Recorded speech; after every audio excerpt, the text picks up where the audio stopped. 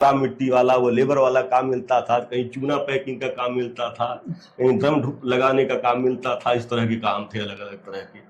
फिर ये हम उस कंपनी को समझिए कि बहुत ही धन्यवाद देते हैं कि उसकी वजह से हम जीवित हैं। कारण भी बताता हूँ, ये पहचान बन गया कि ये हाथ कटा है, टुटू महाराज हो।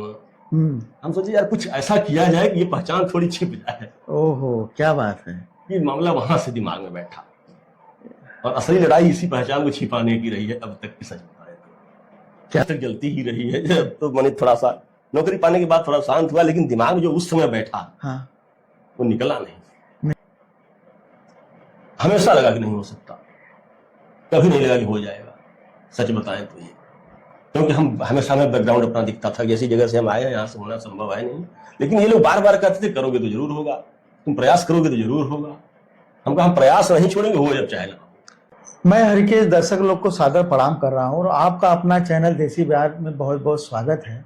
तो मैं इस समय आया हूँ लखनऊ में, और लखनऊ में एक ऐसे शख्सियत से मिलने आया हूँ और आज एक ऐसी स्टोरी, सक्सेस स्टोरी आपके सामने लेके आया हूँ कि आप लोग इस स्टोरी को आप पूरा देखिएगा और आपके जीवन में यह स्टोरी आपके जीवन में बदलाव ना ला दे तो आप कहना। एक ऐसी स्टोरी है कि हम आप जहाँ साथ छोड़ देते हैं, लगता है वहाँ से कुछ नहीं हो सकता, और आप हमारे फ्रेम में जो बगल में बैठे हुए हैं सर, वे वहाँ से उन्होंने अपने जीवन की शुरुआत की है। और मैं आपसे बता दूं कि एक छोटी सी सुविधा में और एक बड़ा मुकाम हासिल करना कहीं न कहीं आसान नहीं होता है। और दूसरी बात मैं आपसे बता दूं कि एक आपको पल्लेदारी का काम करने वाला शख्स, एक ग्रुप डी का चौकीदारी करने वाला शख्स अपनी काबिलियत से, अपनी सोच से, अपनी मेहनत से, अपने लगन से आज इतिहास रचने का काम किए हैं। और हर वो युवा पीढ़ी के लिए या हर एक युवा के लिए प्रेरणा का स्रोत साबित होंगे और साथ में सबके जीवन में प्रेरणा के स्रोत साबित होंगे। कारण यह है कि जब भी हम कोई भी कार्य करते हैं तो थोड़ा बहुत करने के बाद हम लोग हताश और निराश हो जाते हैं और कहीं ना कहीं हम अपनी मंजिल से डगमगा जाते हैं। लेकिन एक ऐसी स्टोरी लाया हूं कि उस स्टोरी से आपके जीवन में जो थोड़ा बहुत डगमगाहट है, जो आप अपनी मंजिल से भटक जा रहे हैं, इस वीडियो के देखने के बाद आपकी सारी चीजें दूर न हो जाए तो आप कहना। तो अब देर न करते हुए बात करूं, सबसे पहले तो आपका हमारे देसी बिहार चैनल में बहुत बहुत स्वागत है।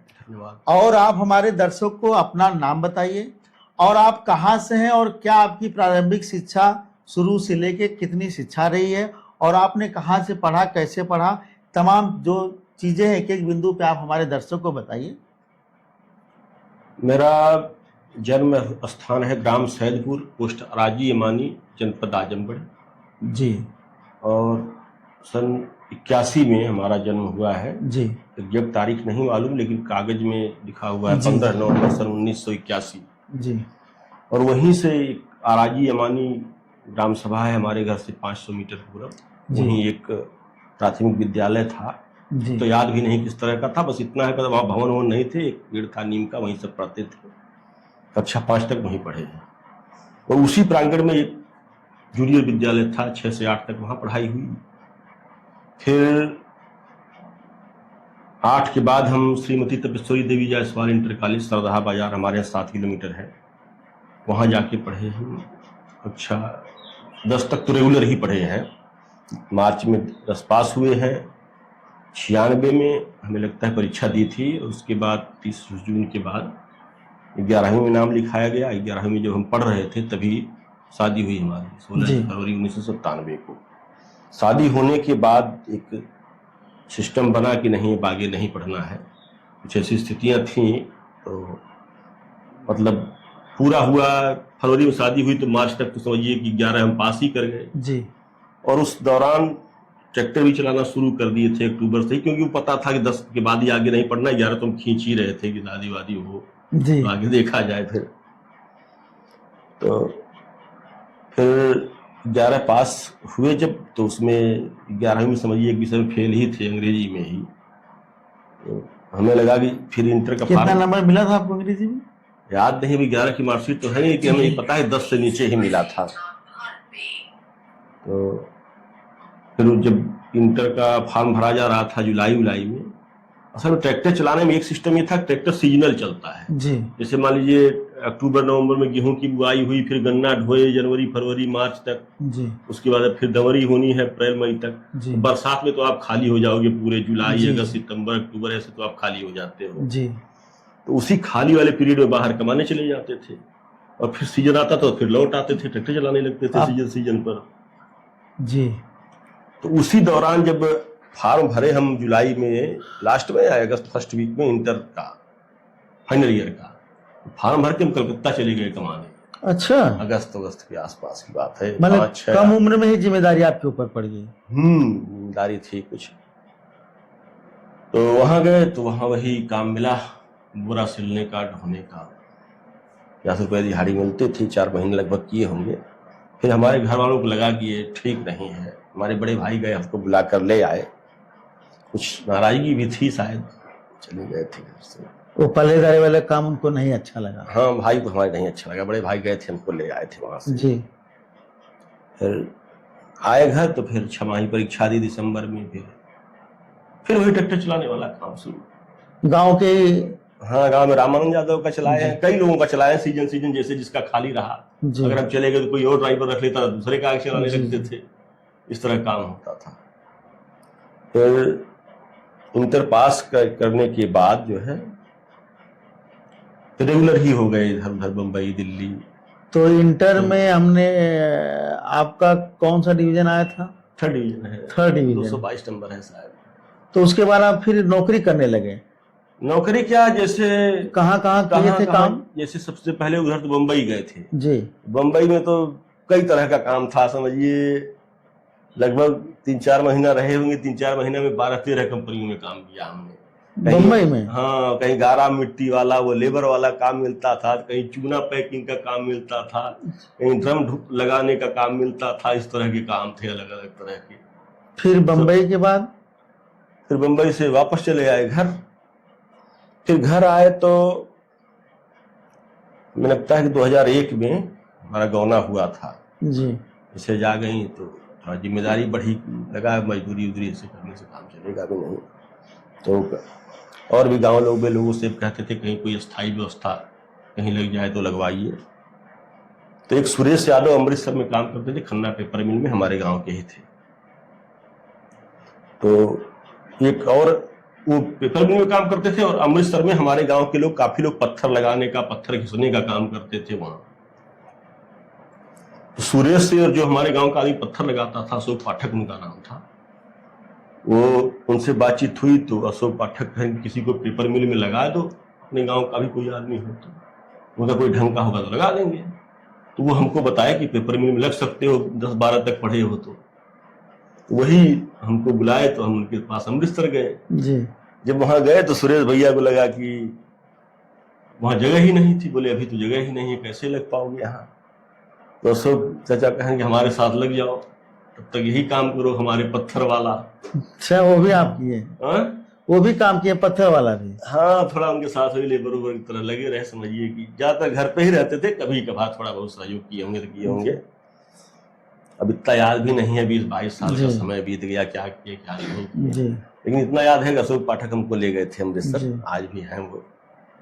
तो उसके बाद हर हफ्ते जाते थे पूछने कि जगह खाली हुआ। तो उनको लगा कि ये लगता है जाएगा नहीं, इसको कहीं लगवाना ही पड़ेगा। फिर हमें लगता है कि 14, 16, 17, 18 फरवरी या 20 फरवरी को याद नहीं है एग्जैक्ट, लेकिन फरवरी मार्च का ही समय था, वो लगा दिए फिर कैजुअल लेबर में। वहाँ एक फार्म भरना पड़ता था, इंटरव्यू देना पड़ता था, नाम पता सब अंग्रेजी में लिखने पर अधिकारी कर देते थे कैजुअल लेबर में। कैजुअल लेबर में आप परमानेंट करेंगे 5 साल तो अस्थायी हो जाएंगे। जी जी। इस तरह 1.5-2 साल किए। जिस मशीन पे काम करते थे कैजुअल लेबर, उसको चलाना सीख गए।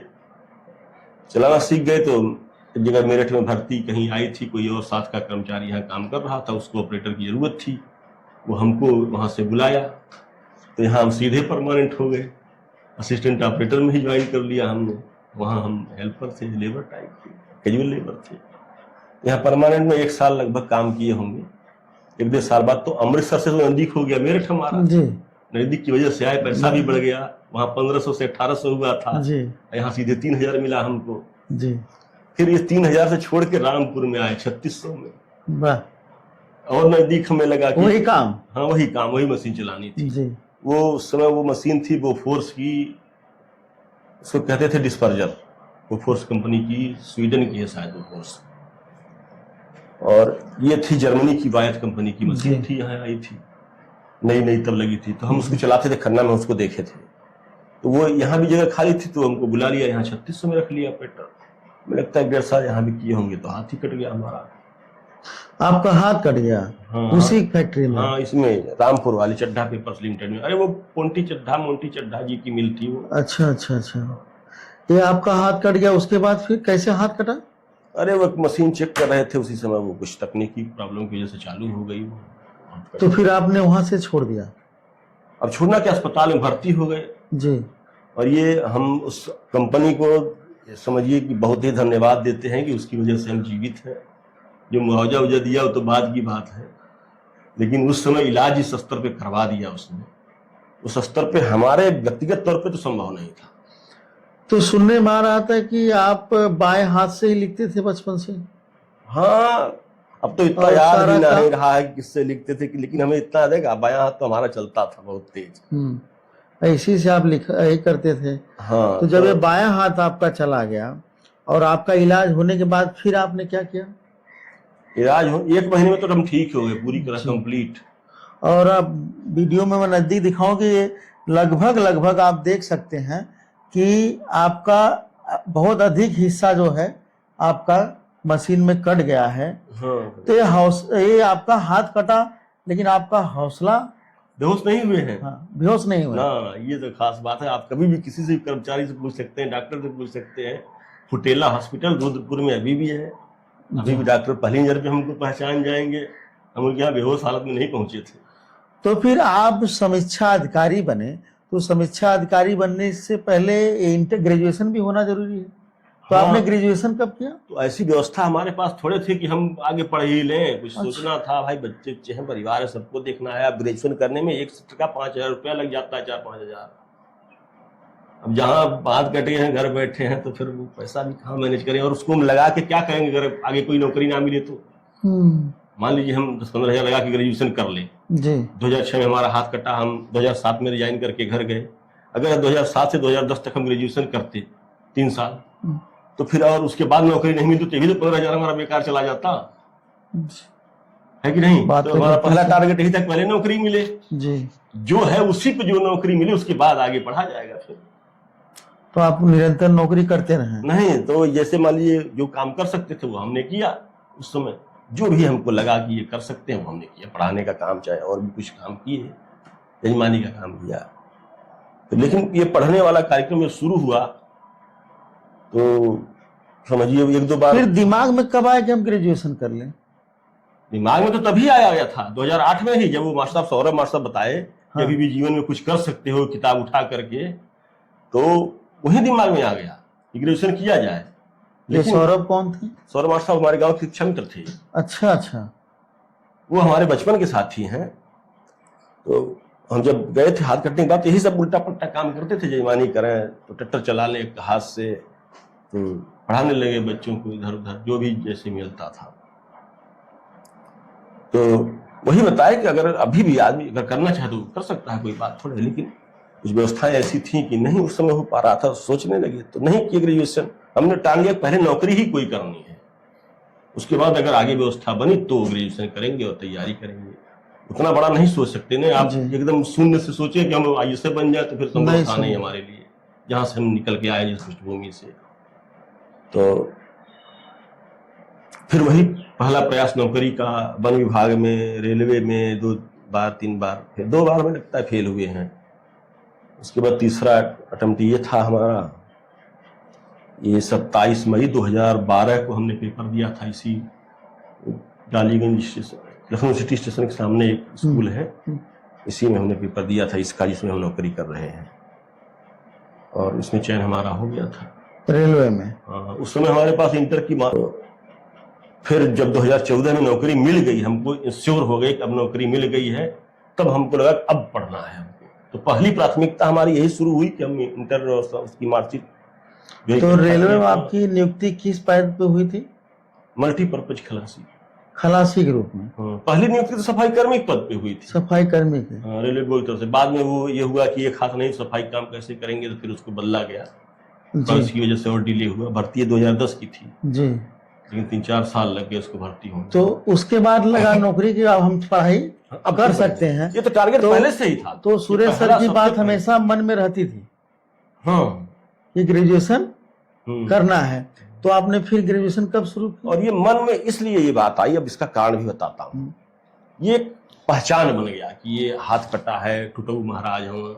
हम सोचे यार कुछ ऐसा किया जाए कि ये पहचान थोड़ी छिप जाए। ओहो, क्या बात है। ये मामला वहां से दिमाग में बैठा, और असली लड़ाई इसी पहचान को छिपाने की रही है अब तक की, सच बताए तो। क्या बात है।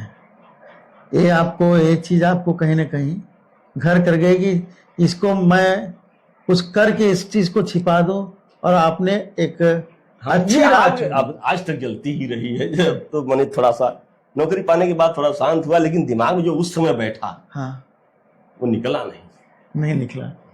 तो नौकरी आपकी कब लगी? 25 मार्च 2014 में। फिर आपने ग्रेजुएशन कब किया? ग्रेजुएशन 2017 में बताया। तो नौकरी पाते ही पहला काम हमारा यही था, BA फर्स्ट ईयर में एडमिशन आपने किया। उसके बाद हमने अनुमति ली सरकार से, अपने जिस विभाग में गए थे वहां हमने चिट्ठी लिखी। अब तो है हमारे पास, रिसीविंग भी नहीं है, याद नहीं, काफी दिन हो गए। हमने अनुमति ली बकायदा, हमको जो है ग्रेजुएशन करने की अनुमति दी जाए। हमने प्रॉपर छुट्टी ली, प्रॉपर ग्रेजुएशन किया, प्राइवेट लेकिन किया है, मतलब प्राइवेट ही होगा, सरकारी नौकरी में है तो। और मन से पढ़े भी। हमको लगता है कि हाई स्कूल इंटर से ज्यादा नंबर हमको मिले, BA में मिला है 51-52% लगभग मिला है। 51-52%। हमने इसको मन से पढ़ा और नौकरी करते हुए। हाँ, नौकरी करते हुए। और उसी समय वो शुक्ला जी मिले, सुनील शुक्ला, अरविंद सिंह, ये सब लोग तैयारी करते थे PCS की जी। उसी समय ये लोग कहाँ मिले? मैलानी में टीचर थे, 2 लोग इंटर कॉलेज में थे, 2 लोग प्राइमरी में थे। अच्छा। ये सब BHU से, इलाहाबाद से, अवध यूनिवर्सिटी से सब पढ़े लिखे लोग थे। हाँ। तो वो लोग तैयारी कर रहे थे, तो आपके मन में भी प्रेरणा जागा? नहीं, पहले तो हमको पता था कि हमको बस PCS करना है, बनना ही है। अच्छा। कुछ ऐसा करना है, कुछ ऐसा करना है जिससे वो रास्ता इसको हटाने के लिए। अब कुछ करने के लिए तो बस हमको यही एक रास्ता लगा कि जो इसमें इस क्षेत्र में हम कुछ कर सकते। पहलवानी तो हम कर नहीं सकते, दौड़ नहीं सकते, लेकिन इसमें तो कुछ कर सकते हैं, प्रयास। तो इसी के लिए प्रयास किए और पूरे मन से किए, लेकिन बड़ा लंबा टाइम लग गया। क्या बताएं आपसे। ग्रेजुएशन के ही दौरान उन लोगों से संपर्क भी हो गया, वही वो लोग थे, ये लोग तैयारी करते थे। हमारा भी वही सपना था, ये लोग मिल भी गए, वही वाले दोनों लोग संयुक्त हो गए। इन लोगों का खूब सहयोग मिला, तब से लगे ही रहे। बाद में 17 वाले बैच में सुकुल जी आ गए सचिवालय, 21 वाले बैच में अरविंद सिंह आ गए, पवन सिंह भी टीचर ही हो गए यही लखनऊ में ही। फिर हम लोग इकट्ठा हुए, फिर ये लोग प्रेरित करते रहे हमको। जैसे आज फेल हूँ, अगले दिन ये सब हाजिर हो जाए, तीनों लगे रहना, तिवारी छोड़ना नहीं है। तो आपका 2006 में आपका एक्सीडेंट हुआ, और फिर आपने अपने आप को इतनी मजबूती से कैसे तैयार किया? वो ऊर्जा कहाँ से मिली थी? वो मोटिवेशन आपको कहाँ से? वो ऊर्जा वही बताए तो कि एक पहचान बन गया कि टुटऊ महाराज, हम कहीं जाएं तो बस उस चीज से लड़ना था। फिर आपको नए सिरे से उस हाथ से लिखना शुरू किया हो गया? तो वो ज्यादा समय उसमें नहीं लगा, 1-2 महीने भी लगे होंगे हमको लगता है। कख गघ आ से शुरू किए। अंग्रेजी थोड़ी सी अभी दिक्कत है, अंग्रेजी तो अभी भी नहीं लिख पाते हैं। पढ़ने में तो अंग्रेजी तो ऐसे भी कमजोर रही है, लेकिन अब तो काफी हद तक कवर कर लिए। हम जिस दिन 694 नंबर PCS 22 में मिला, उस दिन लगा कि हम लिख पा रहे हैं पूरी तरह। तो ग्रेजुएशन और समीक्षा अधिकारी की पूरा होने के बाद आपका ग्रेजुएशन पूरा हुआ, और समीक्षा अधिकारी के बनने के बीच में कभी ऐसा भी दौर आया कि आप लगा कि नहीं हो सकता है? हमेशा लगा कि नहीं हो सकता, कभी नहीं लगा कि हो जाएगा, सच बताएं तो ये। क्योंकि हमेशा हमें बैकग्राउंड अपना दिखता था, जैसी जगह से हम आए हैं यहाँ से होना संभव है नहीं। लेकिन ये लोग बार बार कहते थे करोगे तो जरूर होगा, तुम प्रयास करोगे तो जरूर होगा। हम प्रयास नहीं छोड़ेंगे, हो जब चाहे ना। आप प्रयास नहीं छोड़े, उन्होंने कहना नहीं छोड़ा। हम कहना नहीं छोड़ा। हर रिजल्ट के बाद आके हाजिर, यार लगे रहो, होगा जरूर। क्योंकि हिलना मत, इतना लड़ आए हो तो और 2 साल लड़ो, और 1 साल, और अगली साल, ऐसे चलते चलते समझिए 2017 का आरओ मेंस हम फेल हुए थे, 242 नंबर मिला था। वहां से fail pass, pre fail, mains pass fail, ऐसे चलता रहा। कभी प्री फेल हुए, कभी मेंस फेल हुए। तो उस फेल और फेल के बीच में परिवार का कैसा सपोर्ट रहा? परिवार भाई सब ये लोग फ्री हमको छोड़े थे, हमको ड्यूटी करना है, पढ़ना है, बस इतने काम। यही पढ़ते थे? हाँ, यही हमारी कुर्सी में जहाँ लगी थी, वो कुर्सी हमारी पड़ी हुई है। कुर्सी दिखा दीजिए। दिखा दीजिए भैया। एक कुर्सी पे आप बैठकर पढ़ा करते हाँ, थे। हमारा निरंतरता थी। और इधर किताब है आपकी? किताब तो इधर तो छटी हुई है, बाकी असली किताबें तो उधर पड़ी हैं कुंटलों के हिसाब से। सबसे पहले किताब देखिए, रेलवे में तो नौकरी हमें लुसेंट पढ़ के ही समझिए एक तरह से मिल गई। लुसेंट को 3 बार लिख डाले। लेकिन सबसे बड़ा सवाल मेरे मन में ये आ रहा है कि एक पल्लेदारी करने वाला व्यक्ति, आप देख रहे होंगे, हम भी देख रहे हैं, एक ट्रैक्टर चलाने वाला व्यक्ति, और रेलवे में ग्रुप डी में, वो भी आप कौन से पद में आप चयनित हुए थे शुरुआती? शुरुआती सफाई कर्मी था, मल्टीपर्पज खलासी है, बाद में बदल लिया गया था। तो इस पद पे रहकर और इतना बड़ा सपना देखना और इतनी बड़ी मुकाम को हासिल करना, इसमें परिवार में अगर श्रेय देना चाहेंगे तो किसको आप देंगे? सबसे ज्यादा श्रेय अगर किसी को है तो पत्नी को ही दूंगा, परिवार में अगर मैं दूंगा तो, क्योंकि इसने सबसे ज्यादा मेहनत की है हमारे साथ। सहयोग सबका रहा है। एक सहयोग कहना कि हाँ भाई हम आपके साथ हैं, और एक खड़े हो जाना पूरी तरह, और 10 साल 12 साल 15 साल खड़े रहना। अब आप सोच के देखिए, जब हाथ कटा तो बड़ा बेटा 4 साल का था, छोटा बेटा 2 साल का था। क्या उसने नहीं सोचा होगा कि हमारा जीवन कैसे बीतेगा? उसकी मानसिकता को देखिए, पढ़ी लिखी नहीं है वो ज्यादा क्या, हमें लगता है कि बिल्कुल ही नहीं पढ़ी लिखी है, लेकिन उस स्तर से भी उठ के उन्होंने सहयोग किया है हमारा। और इसमें सबसे ज्यादा अगर आपने जो बात की थी तो वो भी होता है। और कभी परीक्षा की तैयारी के लिए कभी आप छुट्टी भी लेते थे? हाँ, तैयारी के लिए 2 दिन 3 दिन इतना छुट्टी लिए हैं, बाकी परीक्षा दी है। मतलब कुल मिला के हफ्ते भर से अधिक की छुट्टी नहीं हुई हमारे पास। अगर चुनौतियों की बात करूं तो क्या क्या चुनौतियां आई थी इसके दौरान, सफलता के पहले? चुनौतियां के दौरान जो है, एक तो संसाधन की ही हमारे पास थोड़ी कमी है। संसाधन कमी का मतलब है जो हम स्वयं से संचित कर सकते हैं वही हम कर सकते हैं। मेरे पास कोचिंग वोचिंग कहीं करने की व्यवस्था है नहीं। 12 घंटा ड्यूटी करेंगे तो कहाँ कोचिंग करने जाएंगे? आपने कोई कोचिंग नहीं लिया, कोई क्लासेस नहीं? नौकरी करते हुए आपने, तब आपने पढ़ा कैसे?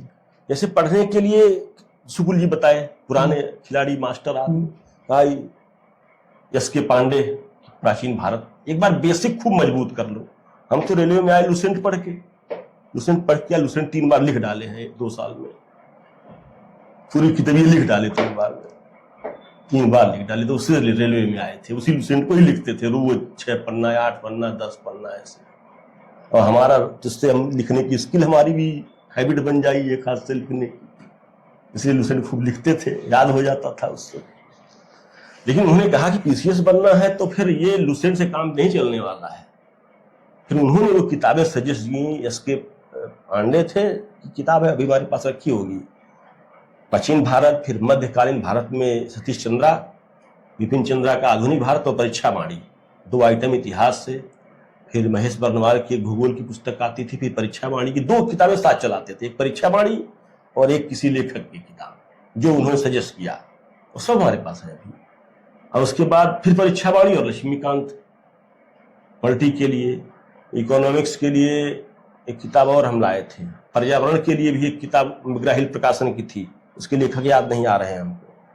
तो जितनी बेसिक बुकें थी, अब समझिए कि 2014 से लेके 17 तक वही चलती रही, बेसिकें ही चलती रही 17 तक।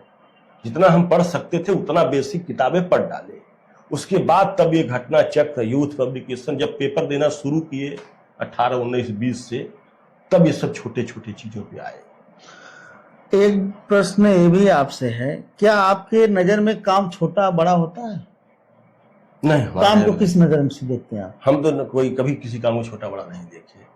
हम आज भी, अभी हमारा रिजल्ट 6 अप्रैल को हो गया, हम आज भी अपने कार्यालय में झाड़ू लगाते हैं, पानी देते हैं अपने अधिकारियों को। हमारे मन में कभी कोई दुर्भावना नहीं है। हम हमेशा अपने काम को सही समझा है। जो लोग काम को बड़ा छोटा समझते हैं उनके लिए आप क्या कहना चाहेंगे? हमारी समझ से जो काम आपको ईश्वर ने दिया है उसको करिए अपने कर के निभाने की तरह।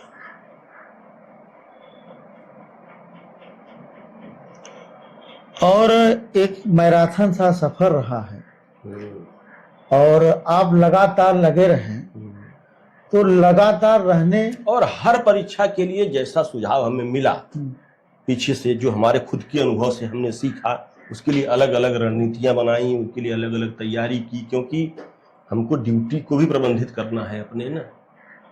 जैसे अभी मान लीजिए अभी ये आरओ निकला है, आरओ के लिए हमने कोई बेसिक बुक पढ़ी ही नहीं, कोई बेसिक बुक नहीं पढ़ी, बस 3-4 साधन अपनाए। जैसे मान लीजिए एक यूथ पब्लिकेशंस के हल प्रश्न पत्र आते हैं 20-25 साल के जीएस के लिए, बस एक किताब रखी है हमने, और उसी में समझिए इतिहास भूगोल सब।